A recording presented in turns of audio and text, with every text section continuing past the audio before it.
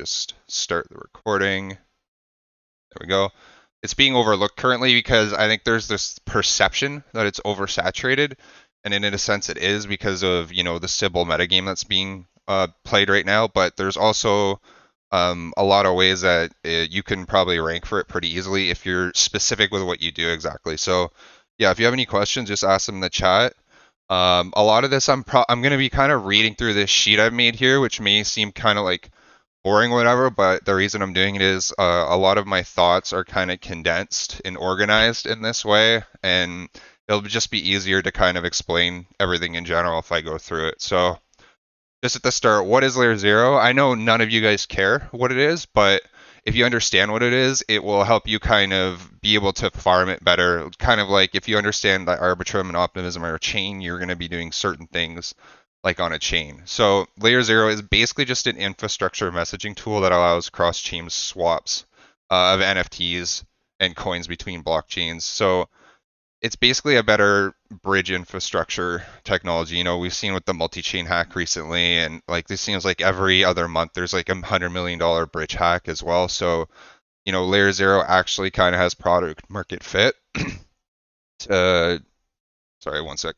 Actually has product market fit and some appeal to actually follow through with this stuff. So how do you know there'll be an airdrop?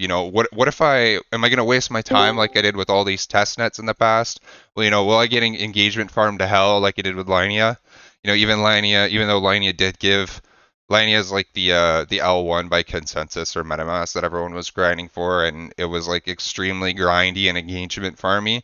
And they did give an NFT at the end of it that is going for a bit OTC, but like basically there's a lot of like mid to low quality airdrops that aren't worth your time. Like this space is full of a lot of noise and engagement farming because the Twitter threaders are just there to basically harvest attention and grow their account.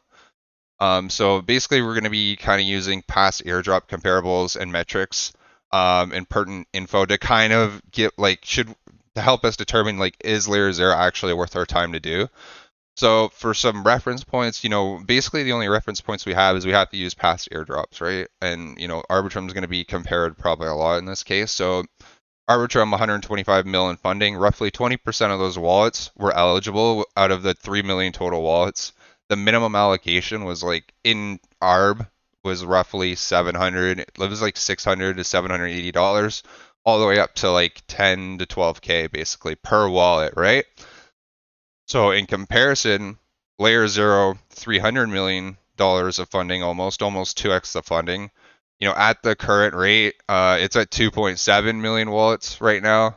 I had 2.4 when I wrote this here, which is like a couple weeks ago, because it's going up 10 to 20K wallets a day. And then if we were to be conservative, the estimate total wallets could be 4 to 5 million when the airdrop happens. Um, I think the airdrop's going to happen probably between 3 to 6, 7 months, and I'll show and give my reasons for that in a bit here. But despite there being 4 to 5 million wallets, 2.7 active ones, most of these are low quality, having like less than 3 transactions. So specifically layer zero contract interactions, 3 chains and $100 in volume, right? So very low criteria that's easy for you to hit.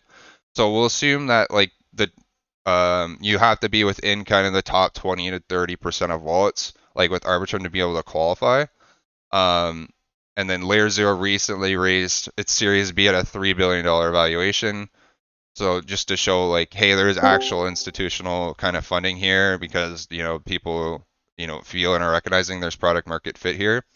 So seeing as the funding is roughly 2x of that of Arbitrum, but the amount of users are around 50% more, we could assume Layer Zero could be worth 50% more than the base value of Arbitrum, or equal or slightly lower if we want to be more pessimistic, so like 20% less than the value of Arbitrum if we want to be more conservative or pessimistic. So that basically means like the allocation range would be between like $600 and $1,200. Well, the max range could be between like 10 and 18K per wallet, right? Per wallet.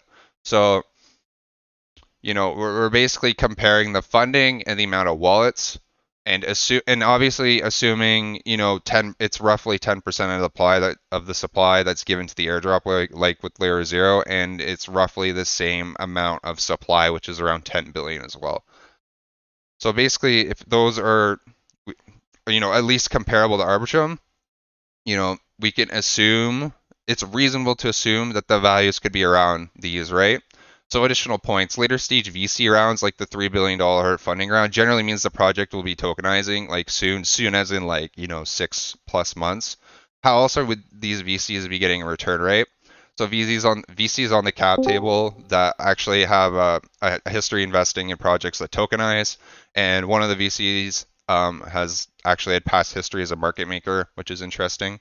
The VCs need exit liquidity, obviously, and using a token agreement, which is a SAP, opposing to equity, which is a SAFE, which is a future agreement or agreement for future token or agreement for future equity. You know, it's much more liquid and easy to sell for the VCs, which they prefer, even though the typical lockup, you know, for a cliff is like 12+ months before the vesting or like the tokens start to unlock. Um, all the interview questions around governance criteria and that timeline is on the Stargate essence, both indicating, you know, basically in the Stargate V2 docs, they're indicating that it's gonna be using the layer 0 token in some way. So like basically small updates from the docs themselves are kind of giving us indications that it's coming soon. Um, you know, analyzing comments from the co-founder or the founder on Twitter, it seems like he's very collaborative and community-centered with other products and brands. He's commented that the average user volume would be around $250 and no more than 2K. You know, obviously take that with a grain of salt, but it does give us, you know, a window into kind of like his thought process and what he's thinking of. I don't have like the Twitter links for where he said that exactly, but um, and then he also said like the average Stargate volume is around $450. He's an ex-pro poker player, so hopefully, you know, the Sybil criteria or the qualification criteria in the game theory and the distribution around the airdrop is well thought out. But obviously, we don't know that, right? And then L0 is an infrastructure product that is actually generating money, right? Because they do get a small amount of fee from each cross-chain message transaction that happens. You know, and there is organic demand, sort of, right? Obviously, it's like being heavily sybiled, and those numbers are inflated. But you know, the project doesn't really care about that anyway because it gives them a higher VC valuation, to be honest. You know, because we have this many transactions and volume and messages. Um, you know, and it addresses unresolved pain points, you know, from the bridge exploits I talked about earlier. And it's, you know, it's a messaging type of technology. It's basically a different type of cross-chain infrastructure. So when airdrop, right? TLDR, basically either late Q4, which, you know, every month or fucking 3 weeks, it seems like, you know, people are like finding any little thing to talk about to think it's the airdrop. It's literally just an excuse to like talk about layer 0 and like shill their threads and get engagement. But, you know, generally it's reasonable to assume it's roughly 3 to 7 months from now. So it's either going to be late Q4 this year or probably, you know, early, mid, or late Q1 next year, right? This is based on like internal documents surrounding the token investment,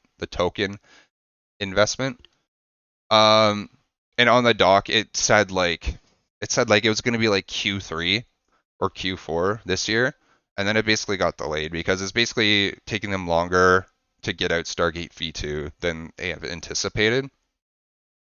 And then using logic from past airdrop comparables, basically Layer 0's been live on mainnet for over a year. It's not in the testnet phase. You know, it has a lot of dApps and integrations with it. It's got good user KPI and metrics. Later VC stage round, project is tokenizing soon, generally, you know, 6 to 8 months or less.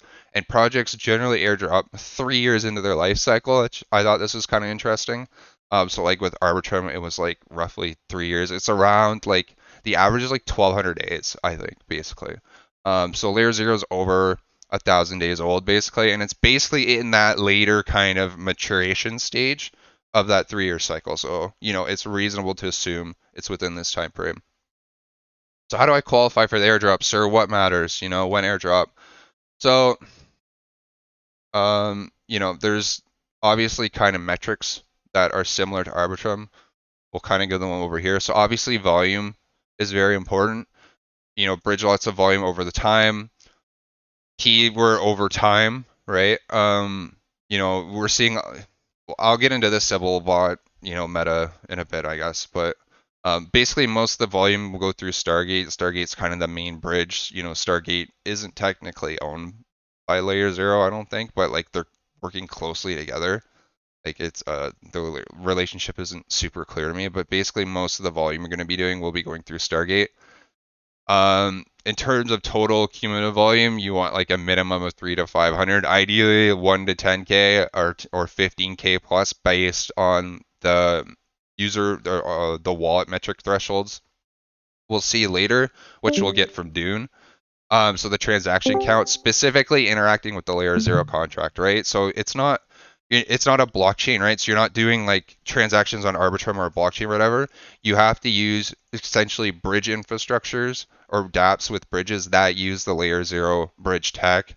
And you'll know it does that because generally on the website it will say like powered by layer zero and like a stamp at the bottom, or when you check the blockchain explorer, it will say like layer zero router or layer zero relay that you're interacting with on the explorer. So you know it's actually interacting with. So it specifically the layer zero contract, unique contract interactions. So again, all these like volume transactions, unique interactions are stuff that was kind of taken from the Arbitrum criteria, where it was basically a point system, and if you hit certain thresholds in like unique contracts and all this stuff, you would get more points. So the idea is like we're trying to basically cover as many different things as you can. So obviously having unique contracts, different dApps. Instead of just bridging through Stargate, you're going to use alternatives like Woo, Mugen, Omni BTC, or Bungie. And these basically do the same thing, but you're interacting with a different contract to do the same thing, right? So you're not just putting everything through Stargate, you're getting like 6 different contracts here as well. Well, even though it's technically just getting routed through Stargate. The source and destination chains. So because layer zero is a bridge technology, you want to have basically different source, which is where you're bridging from, and the destination chain where you're bridging to. So having different chains obviously is going to be a criteria. You want to hit a minimum of 3. Majority of the wallets only have 1 to 2, which is why it's so easy to rank for this. But if you stick with the core 5, which I'll talk about later, the core 5 is basically Poly, Binance, Optimum, Optimism, Arbitrum, and uh, blanking on the 5th one, AVAX. And the reason I call them the core 5 is basically the liquidity and the slippage is you'll lose the least amount of money going between them, and they generally have the most compatibility between the dApps. So it's easy to basically get to 5 using those 5 chains, and just having like 5 chains basically puts you in the top 70% of users. I think this is like 60% now, so wallets are going up. But yeah, so consistency over time. So basically, unique months are a big one, right? Because so many of the wallets basically spun up after Arbitrum happened and all that FOMO happened, a majority of the wallets are only like in 1 to 2 unique months. Um, you know, you basically want to have a unique contract in our layer zero contract interaction with the wallet once per month. Ideally once every 2 weeks for upkeep, but honestly, the minimum once per month is fine. In my opinion, you want to try to basically get to 3 months. If you can get to 4 months, you're above like 70% of wallets. And then genuine user interaction history. So, are you just spamming Stargate, with at that, with just USDC back and forth, a minute apart with each other, 30 times within 48 hours, right? That's probably not gonna work, right? So you basically need to space it out with different types of interactions in between the bridging, um, because you don't want to just bridge a bunch of times and then never interact again, right? And then bonus multiplier, like for optimism, the example for this was like voting on governance, and being like an ETH L1 mainnet user. So this will include actions that will have a multiplier. So the omni-chain NFT is a super obvious one for me. And then the staking and voting on Stargate snapshots is like the super obvious ones for me anyway. That makes sense. So the disclaimer, you're not early, but you're not late. We're kind of in like that last 10 to 20% time window before most of the airdrops happen. based on the assumptions we have. I've already told you kind of when I think it's going to happen. And, we have roughly, I think, 3 to 6 months potentially before it happens. Like, who knows? They could announce it doesn't make sense. Like, why would they announce the token now or next month, right? It's uh not ideal for like market conditions and people's attention right now, especially during the summer. So I don't. Everyone's asked me like, is Snapshot taken? Is it worth my time? Am I wasting my time? Is it too late? Well, for reference, people were saying this Arbitrum Snapshot happened like 9 months before it actually did. So, basically don't get psyoped and believing crypto Twitter. Just, do some interactions, and basically the most amount of downside you have is you're losing a few dollars. You're losing $1 to $3 per bridge transaction you're doing to fees and slippage, and then your time basically. So, I would say it's worth it until, it's basically been announced that the snapshot has happened. And the Arbitrum snapshot happened basically all the way up to 1 month before the actual airdrop happened, as well. So, yeah, obviously the airdrop could not be worth anything. There's no mention of a snapshot. You could commit a bunch of hours and not get anything. There's always smart contract risk.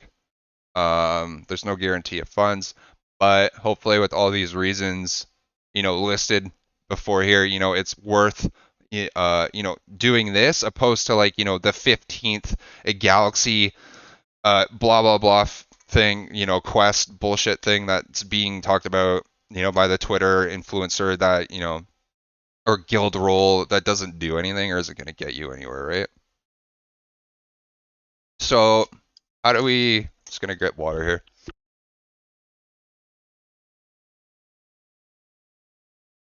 All right, so how do we craft the routes, right?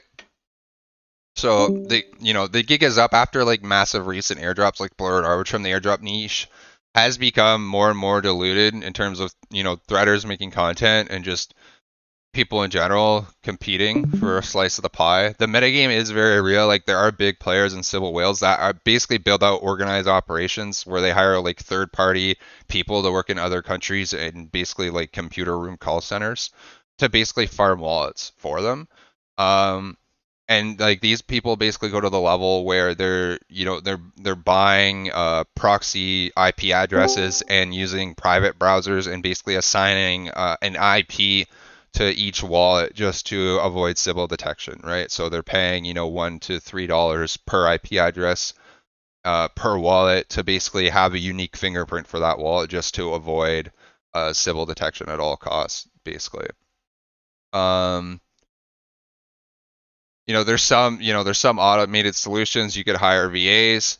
Um, there's a whole bot scene that's coming out, but basically the issue kind of with the bots is, either you basically have to give them the private keys to the wallets, right? So you don't control the wallets overall unless you made the bot tool yourself. So that's the main inherent risk in that. And then you see stuff like airdrop fusion, which I wrote about recently, which is basically scamming people. Like they're basically getting people to pay them $150. They're telling them they're gonna like they're gonna basically farm a wallet for them. And then what they do is they just spam Stargate with $1,000, $4,000 transactions 40 times to within 24 or 48 hours to hit their 15K threshold that they're advertising, and then they just like dump it off to you, right? So you're paying these people $150 to basically give you a Sybil wallet.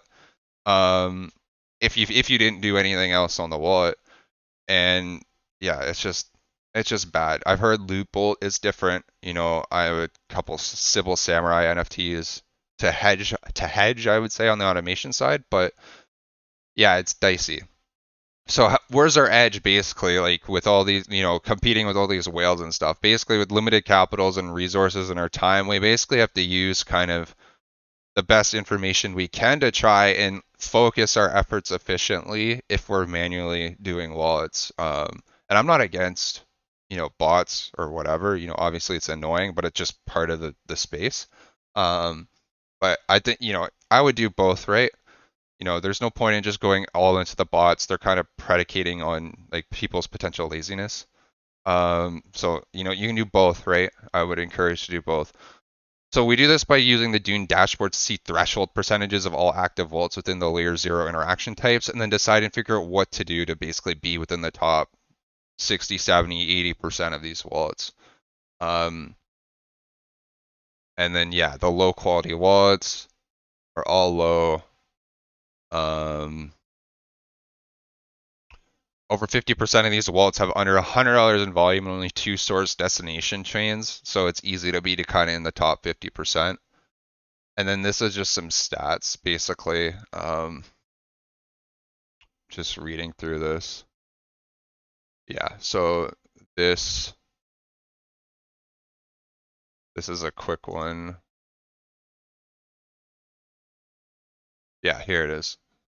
So this guy makes great Dune dashboards. He also makes like the wallet ranking one that's been super popular, but this is just to kind of give you, this is like, hey, what are all the wallets doing? You know, there's 2.7 million wallets, 2.8 almost, and what are they doing? Well, 35% only have 5 layer 0 interactions, right? You know, and then another, yeah, that's greater than equal to 5, 5, 10. So if you get over 10, you're over, you know, 60% of the wallets just from 10 interactions, right? And then you can see the chains, you know, 26% is like one chain, right?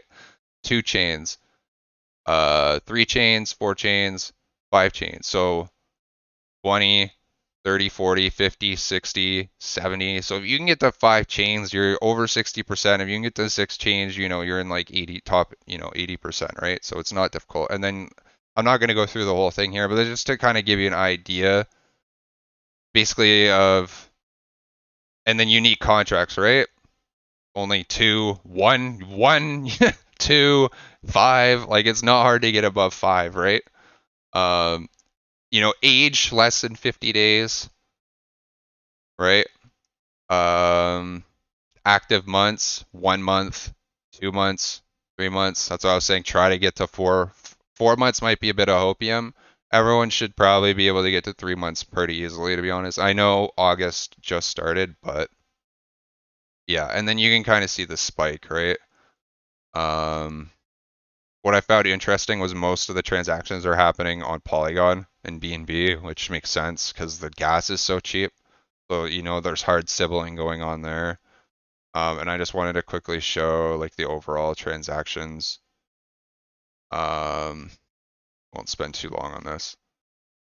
But basically, once you, like in April, once you see the Arbitrum airdrop happen, you see like a big spike in basically the active wallets that come out of nowhere because people are looking for the next big one, and this is basically the next Arbitrum, in my opinion. And I think a lot of people in the Sybil wallets are telling us they agree as well, right?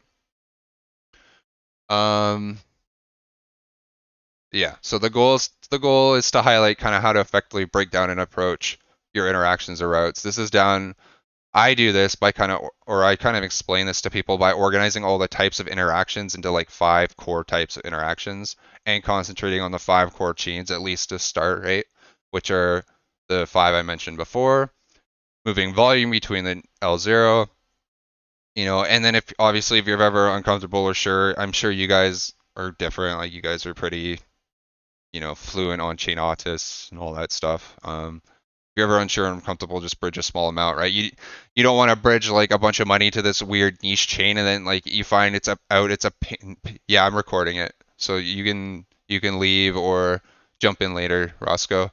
You don't want to bridge like a bunch of money to some niche chain where it's a pain in the ass to get gas on, right? Or it's a bunch of money to bridge out. So, you know, ideally start with a small amount and then, you know, you don't find yourself kind of in that situation.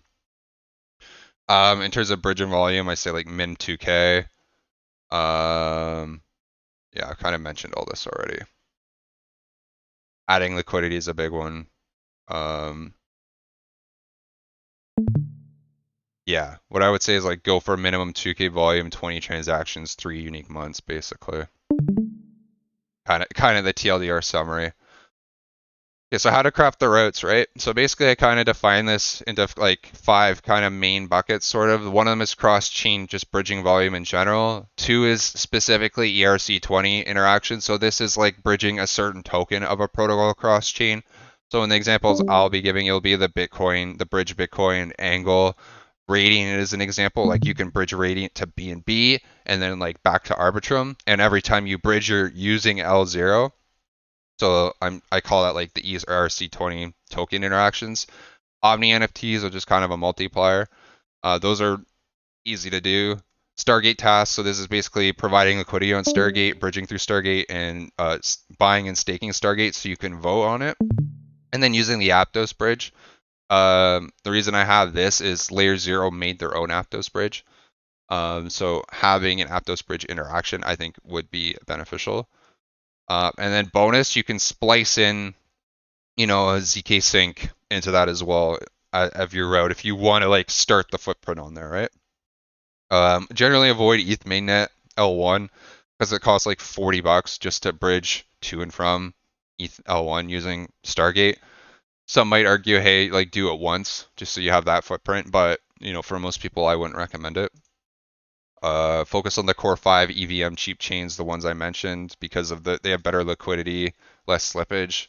And then over time, you essentially go for progressively more niche chains to increase your source destination chain count, and you get a higher wallet score. So this is stuff like Phantom Harmony, DeFi Kingdoms, just the subnet on AVAX, or Moon River, Kanto, etc. For niche chains, if you had to pick one, you basically just pick one with low gas. I'm just gonna drink water.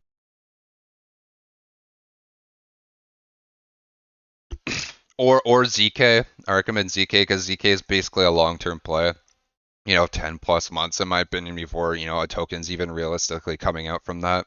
Anyone telling you ZK is happening this year is engagement farming you because there's basically no dApps infrastructure or community there really. Like it's very in its early stages. The best deal right now for omni-chain NFTs is Merkley, and I'll jump into that. If you don't have gas on a chain, you can use Jumper, Bungee, or Woo and toggle the refuel option. So that can help you get gas onto that chain very quickly. So this is kind of an example. You can fund the wallet with $550. It doesn't have to be this much. People ask me, does it have to be this much? This is just like a general decent starting amount. So you're cross-chaining it to different chain using Woo. So this is, using L0 going through Stargate without using L0. I really like Woo. It's great to use. So that gives us like our cross-chain interaction. It is a unique contract that isn't Stargate. By BTC.B. So this is like an ERC20 interaction. The reason I say BTC.B is Layer 0 has made their own bridge for it. So the main bridges Layer 0 has made, right, is Stargate, the BTC one, and they have like the testnet one, which isn't, it's just sort of relevant. And then the Aptos bridge one. And yeah, so you buy BTC on AVAX using DeFi Llama. The reason I say DeFi Llama and using the DeFi Llama swap, so make sure it's BTC.B. You can buy it on Arb or AVAX.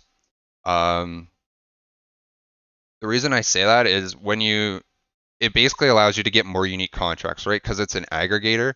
So as you're kind of like doing your normal swaps between your tokens or your routes or whatever, you can pick which aggregator it's going through, right? And that is a unique contract, right? Even though it's technically not an L0 contract, it is an easy way to get, unique contracts. And if the price difference is literally nothing or very little, why wouldn't you just pick the other one for the unique contract, right? So that's kind of, and this is just a good tool anyway. So that's kind of why we use DeFi Llama for all kind of the ERC20 and the swaps like that. Use Merkley to mint and bridge NFTs. I'll get into the Omni NFTs in a bit. Or I'll just jump into it. Okay, I'll touch on it later. If not, then we'll go over it. So buy Stargate. So people ask like how much Stargate. Like probably don't buy one Stargate, right? Probably don't buy less than $1 worth of Stargate to stake it, because like who does that? Except if it's a Sybil. Obviously we don't know the amount or what is a good amount, right? But 10 is a nice psychological threshold. And I would say 25 is, because one of the guild rules on Stargate is to have a minimum of 25 BE Stargate, which is voted escrow Stargate, which basically means you have to buy $25 worth of Stargate and lock it for basically 3 years to get the full amount of the voted escrow Stargate, which is what you use to vote on stuff. I'm sure you guys know that already, but it's basically $15 for 25 Stargate and like $8 for 10. So I would try to get just above 25. It doesn't have to be a crazy amount above 25, just because Stargate has told us that they are recognizing that having above 25 is worth a guild roll, and even though guild rolls aren't worth anything, it gives us an indication to like what they might consider to be a minimum threshold, right? So that's why I say that. Stake it on Stargate, lock for the max amount of time. So you have the max amount of VD Stargate, right? If you only lock for 1 year, you're only going to get 1/3 of the 25. Then you check the snapshot page, and then usually I would just check it like once every 1 to 2 weeks. Generally, the window for it being open is like 3 to 5 days. And then basically vote on the proposal. Yeah, and you can set up alerts on the snapshot page to ping you for that. And then this is optional, right? But I would almost consider it like not optional, because if I were to add any liquidity to any protocol as like a high quality interaction, it would be Stargate for obvious reasons. I would say try to add a minimum of $100 if you can, ideally like $1,000 plus, but obviously that's a lot less scalable across more wallets. Sorry, I'm just drinking water because I'm talking a lot, so my throat's dry. Yeah. And then using Merkley to mint again, using Mugen to bridge again, and then using Aptos. So basically you're kind of like chaining everything together, right? So in this case, I'm bridging with Wu to AVAX. On AVAX, I can buy BTC.B easily without high slippage, so I can buy it there. Usually it's either there or Arbitrum. Then I basically bridge the BTC to a few different chains or whatever between all these, right? And then end up, either on AVAX or Arbitrum. Do the Stargate tasks, do another bridge, and then end with Aptos. So basically the key thing here is you want to end with the Aptos bridge, and the reason for that is it takes 2.5 to 5 days to get your money back from Aptos, right? So it's going to slow down your farming route. So that you need to keep it at the end of the rotation, basically. If you use the layer 0 official bridge, it only takes 2.5 days instead of 4 to 5 days to get your money back. And you just want to kind of use the official layer 0 bridge anyway. And usually bridging to Aptos, I don't use the layer 0 bridge, and then bridging back, I use it. And then you can kind of categorize that into 5 interactions there. So yeah, I know that was kind of slow and a lot, but hopefully that covered some stuff. And then this is just kind of summarizing what I've already said. This is kind of me showing what I feel is high priority or not. So, obviously everything Stargate related is high priority. The bridge time you want to use, I guess provide liquidity is a one-time thing, not 1 to 2 weeks. In terms of the cross-chain dexes, Wu's my favorite. It's just the easiest. It's the better one to use. OmniBeast TC is pretty decent. It used to only be between BNB, Poly, and AVAX, but I think they've expanded a bit. Mugen, you got to be careful. Check the slippage before you process the transaction, or else you'll pay like $20 sometimes. So just check that. Usually it's about $2 the bridge or whatever. Jumper, or it used to be called Lie.fi or Bungie. So technically these are bridge aggregators. They aren't the bridges themselves. So they basically show you a bunch of different bridges you can pick from. But they're both good tools. They're both tokenless. And you basically just pick Stargate as the option when you're using these. So again, you're potentially qualifying for airdrops for these, and it's a unique contract interaction. Just make sure you pick the Stargate option when you're doing this, or else it won't use the layer 0 contract, right? Pancake swap. So this is they have an Aptos bridge on this basically. If you bridge specifically Cake, you can actually hit that Aptos bridge interaction and not have to wait the 2 to 5 days to get it back. So that's an easy way to do it. Interport basically is the only thing right now that I know of that is the only layer 0 bridge that bridges to and from ZK. The only problem is that it's expensive. It's like $6 to $7 per bridge. Rags, can you mute yourself, please? Thank you. Layer swap, again, tokenless. It doesn't use layer 0 though, and it's more expensive sometimes, like $3 to $5. And that's so I just have it on here. And then sushi swap, it does use layer 0. You have to enable the cross swap feature, but you have to sign like a scary approval. It's like a signature on it where it's like let Bento Box basically have access to all your funds. And even though this is like a temporary approval that I don't think is malicious, it's not it's not very nice or fun to sign. So that's why it's kind of like lower priority, just because you can kind of like hit the main things with these.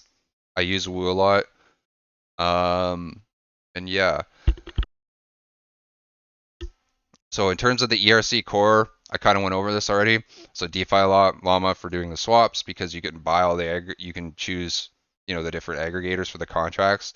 Note that Matcha here, 0x protocol, does not have a token yet.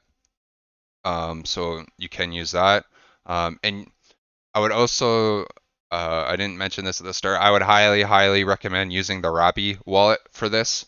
The reason being is it basically shows your gas balances of your tokens on every chain really easily. It's really easy to switch between networks. It basically saves you a shit ton of time in general doing it. And it's literally better than MetaMask. The only thing it doesn't have is you can't add like certain custom test nets, but they are adding test nets. But most people that go to Rabi don't go back to MetaMask. Yeah, I know I didn't after starting using it for layer 0, and it works just like MetaMask, right? You can basically import your MetaMask right into Rabi, and it's like using, Rabi Maxi for sure. And once you start using it, you'll realize why. And you can also use the swap feature in there. And Rabi is by the DBank team, so this isn't some like obscure wallet or whatever. Like it's a good team and a product. So potential airdrop for that, or DBank down the line if you use the swap feature in there. And you can also pick, Matcha as it's basically a DEX aggregator. It won't show it for me if I click it because I have the screen only showing the application right now, so you won't see my wallet when I click it. But yeah, you can basically get Matcha and Rabi by doing swaps for that as well while you're doing it. The BTC bridge for that interaction, I've already talked about that. The angle interaction.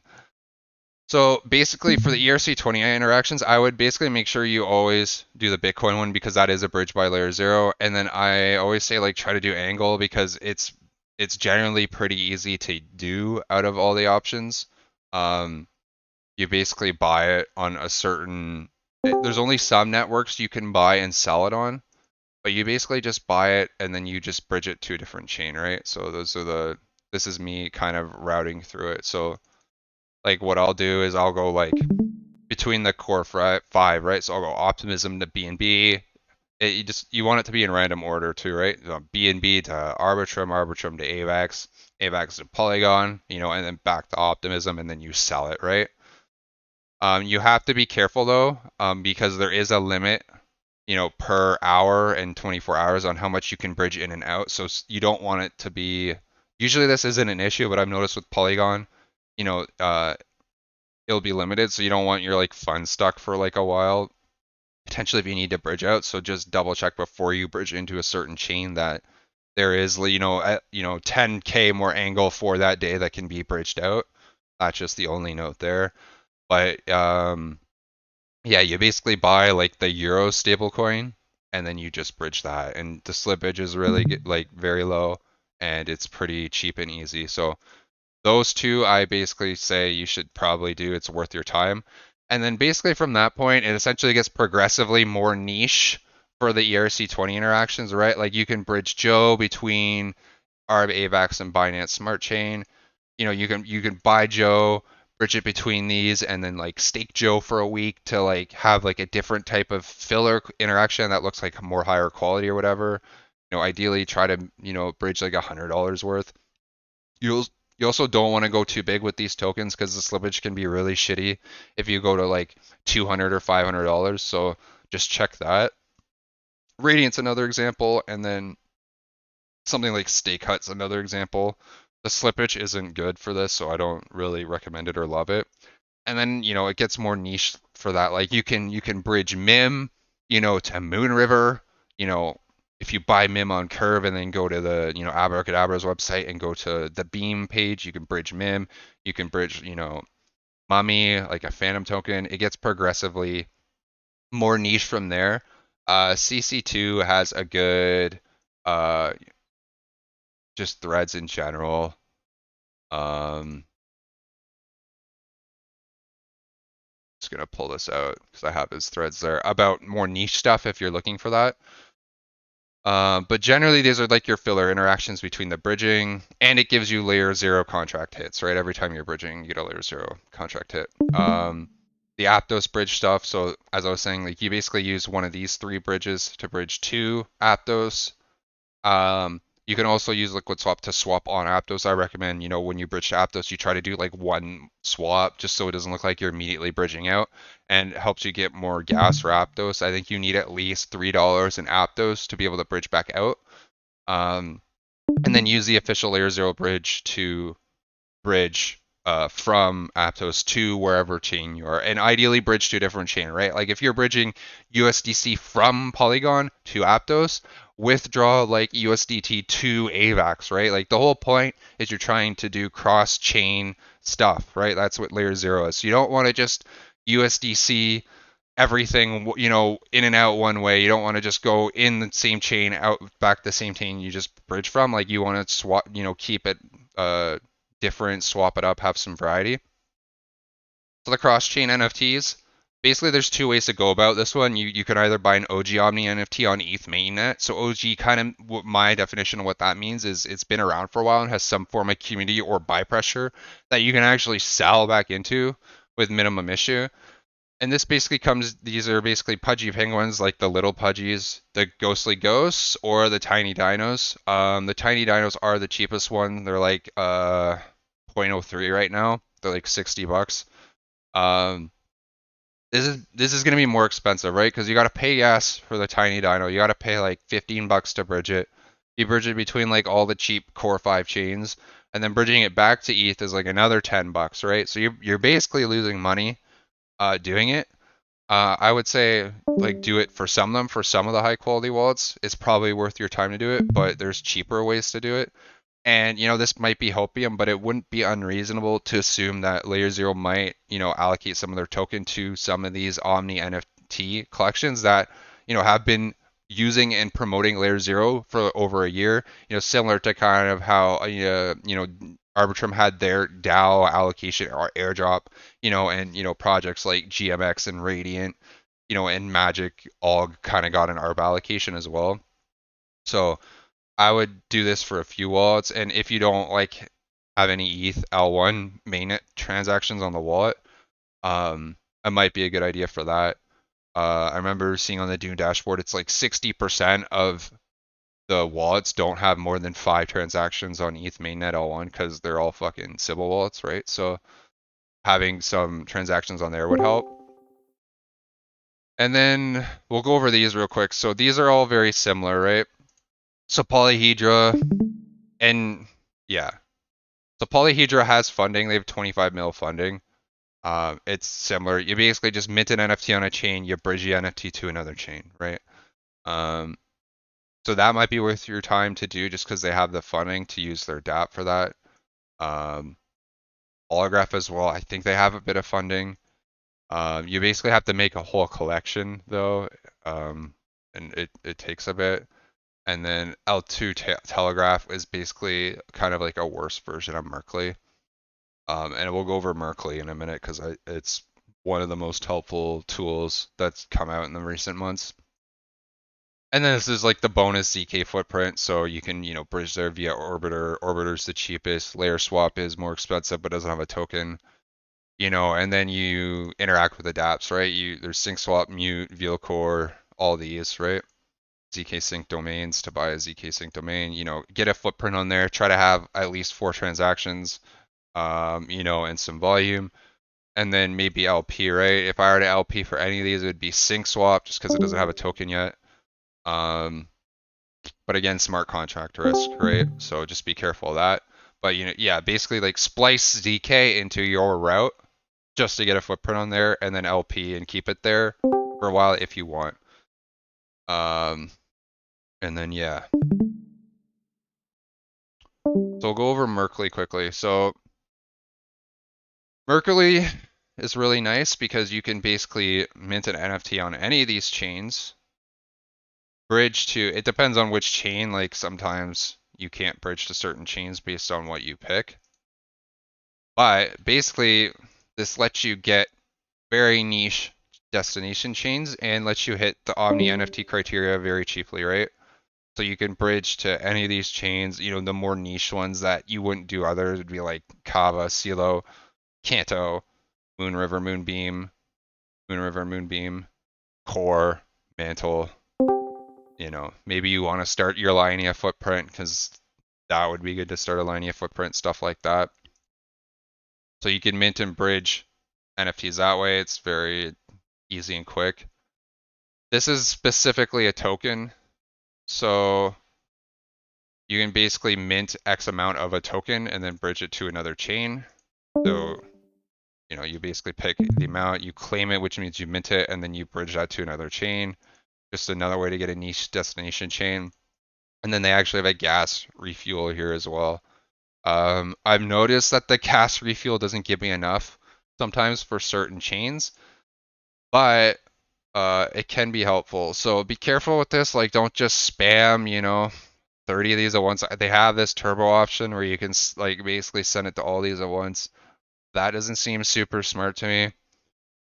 Again, no one knows, right? This maybe seems super civil in their eyes, but basically it's a really good way to get the Omni entity interaction, bridge to niche chains easily, and get gas potentially on chains easily.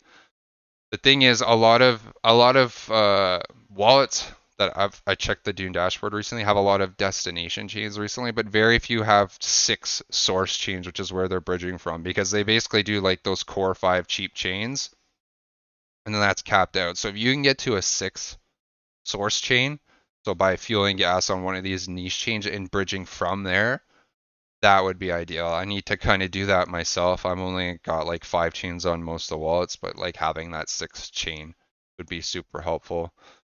And then they have this checker tool, which some people have said is worth the money, some people haven't, but it's basically $5 and it basically tells you like, hey, this is the top wallet, this is all the contracts they've interacted with, this is what you're potentially missing. And then it tracks your progress, but you can do this via the Dune dashboards anyway. Yeah, so, and for this Dune dashboard, you have to sit here and wait a while. You got to put your wallet. I'm already scrolling too quick for it. You got to put your wallet in there and then click off. So it loads in your wallet and you got to wait like 15 seconds and then it will load in your wallet, right? And it tells you, it gives you like an algorithm rank score based on this type of stuff, like all the kind of criteria we talked about earlier. Source chains, volume, distinct days, that type of stuff. And yeah, it just gives you a general idea. This isn't gospel, right? This is just to give you an idea of your progress, right? It takes 24 hours to update as well. So just to note that. This is basically what we've already talked about, but it's basically a way to keep track. I've made a free version of this already for people. Anyone who reaches out to me on Twitter, I just give it to them. Anyone, there's a pinned post in the airdrop threads, and I have a form, and if you fill it out, I'll get your email, and then I'll just fill it in. These are the niche kind of CC2 threads I was talking about if you're looking for kind of more niche stuff. Good content creator. And yeah, this is basically everything we went over, right? So this is just to keep track, hey, how much Stargate have I put here? How much volume have I pushed? How many swaps have I done? For all this different type of stuff, right? And this is basically everything we went over. Here's the dexes for the DeFi Llama part.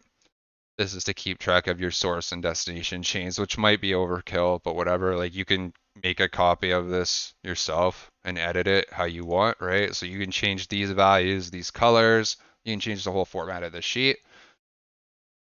The omni-chain stuff, and then this is just bonus stuff, right? That I had for myself. So ZK stuff, Scroll. I was doing a bit of Scroll testnet. They're going into mainnet, I think, this August, and then some Linea stuff. So how do we scale wallets, right? We're almost done, guys. Don't worry. I know it's been almost an hour. Wow, I've talked a long time. So everyone asks me, how do I scale wallets? How do I not get marked as a Sybil? I sent $5 to my wallet. I have 3 wallets in my Sybil, all this stuff, right? So just a quick context. Sybil, generally, person who controls 20 plus. Generally, it's 100 plus or 1,000 plus wallets. Everyone knows what a Sybil is. What I found interesting was Sybil is actually the name of a lady who had multiple personality disorder, and that's where the name came from. I thought that was interesting. Well, cluster, when people say clusters, it's basically wallets that have interacted with each other and basically appear on a graph to have connections to each other, basically. So what is too big of a cluster, right? In my opinion, clusters of up to 4 to 5 wallets should be fine because like that's reasonable, right? Everyone has, a super cold wallet, 1 to 2 kind of cold wallets and like at least 3 hot wallets, right? Like that's pretty normal. But to give us some insight, basically what is considered strict criteria based on past airdrops was basically Paraswap and Moonbirds, which it's been labeled as strict criteria. Anything greater than, I don't know if it was equal to 8 wallets or greater than equal to 8, I'm not 100%, but basically anything over 8 wallets was considered Sybil or cluster wallets, right? So if you had over 8 wallets in a cluster, all those wallets were canceled out. I don't know what it says Aptos, that should say Arbitrum. But Arbitrum was very lenient on what they were saying, and you could have up to 20 wallets in a cluster, and they didn't flag you. So that's interesting. So technically up to 20 is before it gets like iffy, but I probably wouldn't push it more than 5. And it's not, and you probably have like at least 10 through normal use anyway. So it's hard to say. This is just a link on how Arbitrum conducted their Sybil stuff. Basically, they went to Nansen, and Nansen looked at where the money first came from, what wallet first funded the wallet, and what wallet was the last transaction, like where did the last transaction send money to? And they basically analyzed the end point and the start point of the wallets, and then used like a bunch of algorithms to kind of figure out what they would deem as a Sybil. So basically, how do you obscure this? Basically, you use different centralized exchanges. So some exchanges like Bitget and OKX, ideally not forced. These don't force KYC. They let you create multiple sub accounts on the same account to allow for a different deposit address. So,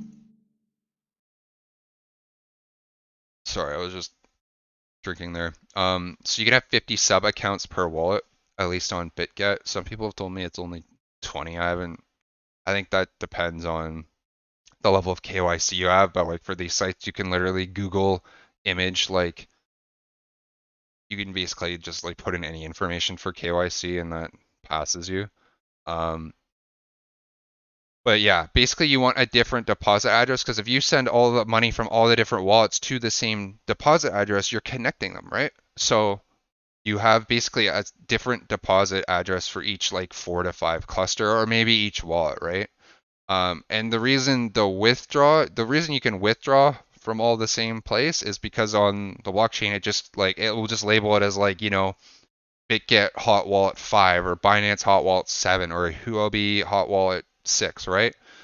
So it's coming from the exchange account when you're withdrawing it, but when you're depositing it, it needs to be unique and specific to the wallet address you're depositing it to, right? Or else you're going to connect it basically.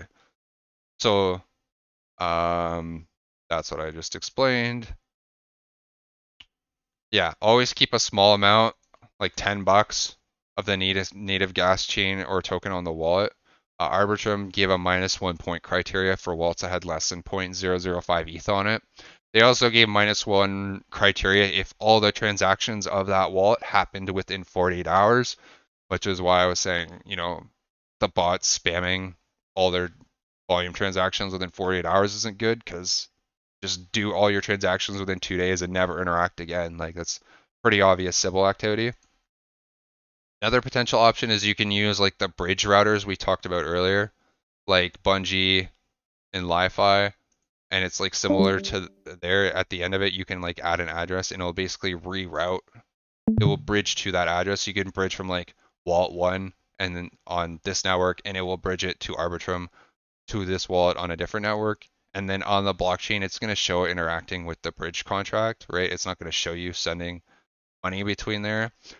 The only issue with that is if that bridge tool or dApp, a lot of them have their own kind of block explorers. Like for Bungee, it's they have socket scan, right, which is like their block explorer. So if you put in a certain wallet address or a transaction hash, it's gonna show, you know, like people are bridging 6 cents, right? Like, stuff like that. It's gonna show, technically, it's gonna show a connection between the wallets, right? Because if I go to the source hash and I see it's from wallet 1 and I see the destination hash, which is wallet 1 in cluster 1 and it's going to like wallet 7 in cluster 2, technically there's a link here, but like it's a stretch to see. It would be a stretch to see them going to that link to do that unless it's being routed through Stargate. Can't go through the recording. Thanks for this. Yeah, no problem. Thanks for coming. So the TLDR is basically using BitGet sub-accounts as the current meta to scaling, basically. You can use kind of like this reroute bridge feature, and on the blockchain, it's not going to appear connected unless they use the block explorer itself. But it's not as clean, basically. Technically it could be connected. So technically, it would probably work, but it's not as ideal as it could be. So yeah, this is just me explaining it. Remember, the whole point, you just want to think like, what would an organic user do, right? That's like kind of the mindset you're trying to have when you're making all these routes, right? Like you don't want to just,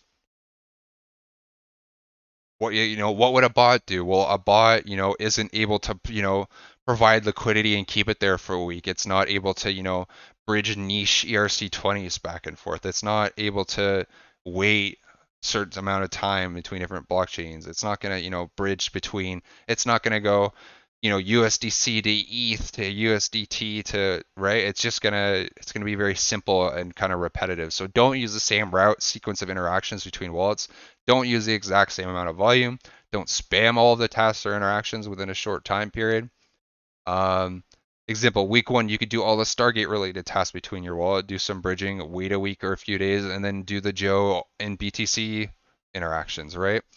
You're trying to build out unique months and interactions on the wallets, so it's not beneficial to rush them all. And this is kind of why I made the checklist free for people, because you need to keep track of this shit. Because once you get past like 10 wallets, it's a nightmare, right? You're not going to remember what you did when and how much, right? So, you would be like, hey, I've done like this amount or this amount, or hey, I missed BTC on like the 7th wallet because, I was busy doing something else that day. So you remember 2 weeks later, oh, I gotta go do that one, right? Stuff like that. Yeah, don't bridge to a chain and then just immediately bridge back to where you bridged from, right? Do some interactions on that chain, maybe, or bridge to a different chain, and you can easily go between the core 5, and like that gives you some variety and it's pretty cheap, right? So like, and I guess like, how do I get gas, right? So you can either use like refuel features on the bridges we talked about. You could withdraw directly from an exchange, right? A lot of them support like, withdrawing directly to Arbitrum or whatever. What I do a lot is you'll start with, let's say you start with like whatever amount on whatever wallet, and then I'll just like get like $5 to $10 in gas on each of the core 5 chains, right? So I'll get like $5 worth of AVAX, BNB, or yeah, BNB, Matic, ETH on ARB. Even though that appears as like spamming, $4 or $5 transactions, I think that's fine if you're like layering it in with all this other stuff. But you should, if you have gas already on the core five, it's significantly faster when you start doing all this other stuff, right? Because then when you do the BTC thing, you can immediately go from Arbitrum to BNB to Matic to back to Arbitrum because you already have gas there, right? So you can just go boom, boom, boom, boom. Same with the angle type of thing, right? If you have gas on the core five chains that you're already doing, and maybe like that niche sixth chain that it's harder to get gas on, whatever you choose that to be. If you have all the gas kind of preset, or at least $5 to $10, then you spend a lot less time. You could do it the other way where you go, ETH ETH to BNB and then to the stable coin that you want to bridge, right? It'd be a lot more swapping. It's just more efficient in my opinion to do it that way. But you could be like ETH to BNB and then BNB to AVAX, right? But a lot of the time people swap either the gas token or the stable coin, right? Uh, and that's basically it, right? There's this other tab that I have that's basically to put in the info from this sheet here, right? So you're like, hey, you're keeping track of where your wallet's rank. Like, hey, this wallet is only at like 2K volume and I wanted to get it to 10K, or like this wallet's only at $100 and I wanted to get to 100, right? So, um, this is to keep track of your stuff. This is the Dune interaction or the spreadsheets here. Um, yeah, and then this is just the change log. And yeah, so basically this is free. I just give it to everyone. This one with all the information I talked over, like I charge like $30 for all of it. This is more of like a donation, support me as a content creator rule.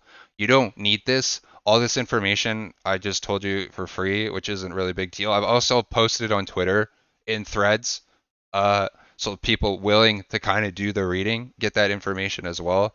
Uh, which is linked here. This to basically explain like how to craft the routes, which is like kind of this whole tab here, and then basically understand why Air Zero will do an airdrop on why, which is kind of like this whole tab here. And obviously this could be more extensive and niche and blah blah blah, but like it doesn't need to be, right? This is kind of like what you need, right? Do all the Stargate, do like a couple different cross bridges that are kind of like Stargate, do some ERC20 stuff.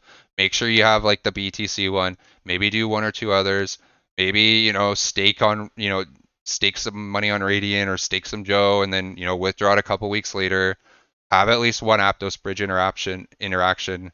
I had Reach Trade on here because they're supposed to be integrating Layer Zero. We've been waiting for like a while for them to do that. And they have advertised they would do an airdrop. So you just like put some money into their LP and let it sit. It is using the Try Crypto LP on Arbitrum, which that whole curve situation happened recently. So you have to withdraw your money for now till they get that sorted out. And I think they're actually like converting to a V2 soon. So that's kind of on hold for a bit. And like that, and then the Omni NFT is the other kind of easy. Like this is such an obvious multiplier to me.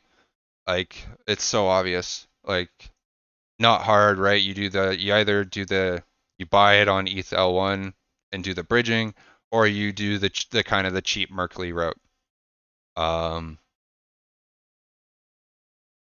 yeah, and that's it. Anyone who wants this free sheet, just DM me on Twitter, um, or fill out the form I have Discord, and it's all yours, and you can edit it how you want. Um, that's it, really. I mean, does anyone have any questions?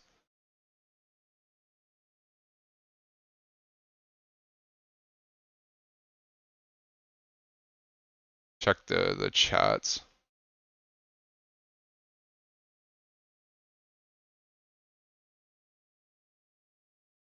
But yeah, basically like people say snapshot already happened. You know, it's too hard because there's 2.8 million wallets, and then you look at the Dune stats, and it's like, okay, well, half of them have done like 5 transactions, and for like 1 month, right? It's not that hard, right? Like between the core five, that's your 5 different chains, right? You do some volume. You like, even with $1,000 total cumulative volume, you would be ahead of a lot of wallets.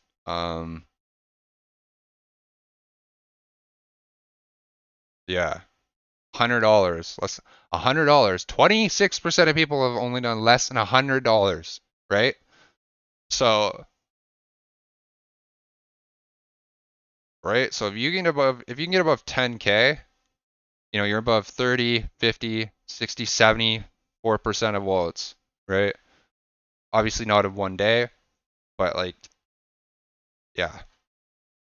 And then all the links to all this stuff, is here. I should probably add the Dune dashboards, the bottom part here. But yeah, you guys have any questions or something I didn't cover, uh, go ahead and ask away.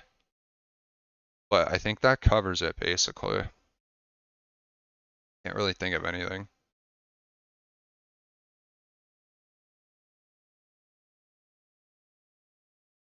Cool. Yeah. Thanks. Thanks for anyone who showed up for sure. Listen to me talk for an hour about spreadsheets.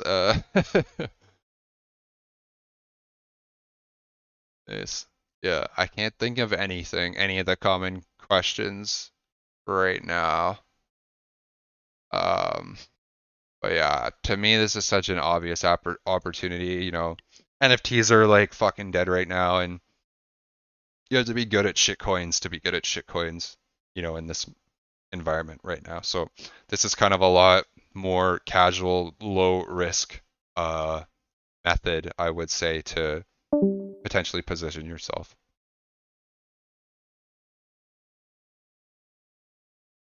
Gotta go be a wag, I can't miss it.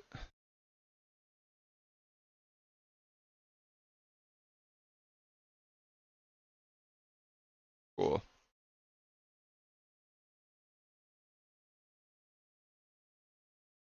All right, I'll end the recording.